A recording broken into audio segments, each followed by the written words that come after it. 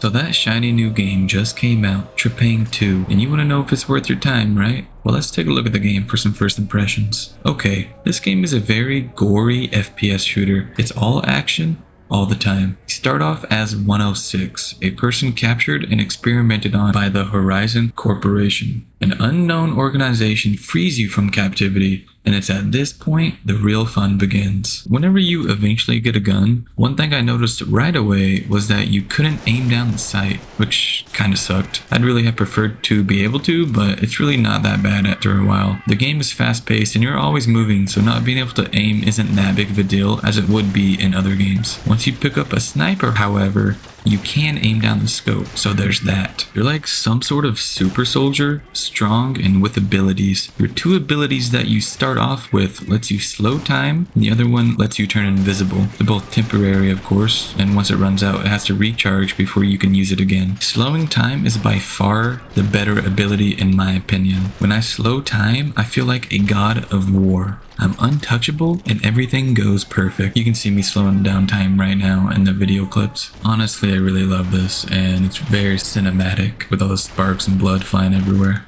And here's an example of me using the Invisibility Ability as well. Get inside the chopper, 106.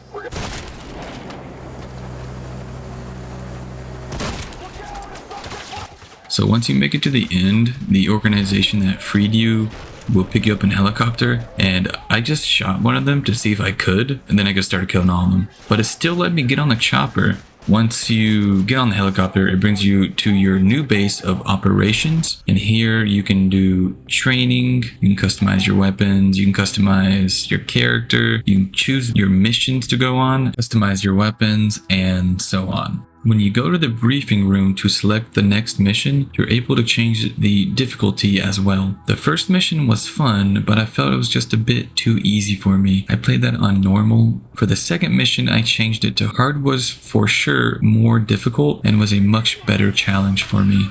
And here's an example of that sniper with the scope I talked about earlier. So this next part was pretty funny. I grabbed this guy, and as I'm holding them, they would not shoot me until I shot them first. So I just stood there for a while. And then the second I shot, they shot anyway. They didn't care about their teammate. The second mission was not what I was expecting at all though. I assumed this game was all about non-stop action against enemy AIs, like the first escape mission was. But as it turns out, there's also some sort of monsters in the game. Awesome, in my opinion. That just makes it more fun. What am I gonna fight next? Of course, these monsters are created by none other than the Horizon Corporation, the very corporation you escaped from. Basically, this corporation is into all sorts of shady experiments and things like that. It's looking like they're gonna be the bad guys that you're gonna be facing off against the entire game. Now, the monsters themselves for the second mission were actually really hard to kill, especially at this part where they spawned continuously. I think it's partly because I changed the difficulty to hard, and also just the nature of the monsters themselves. Alone or a few of them at a time isn't so bad, but this many, it was pretty difficult for me. They shoot some sort of green goo at you that drains your health, and then when they die, they also leave a mist of green behind, which also drains your health. I managed to get through it, but it was pretty difficult. The big bad of this mission was, believe it or not,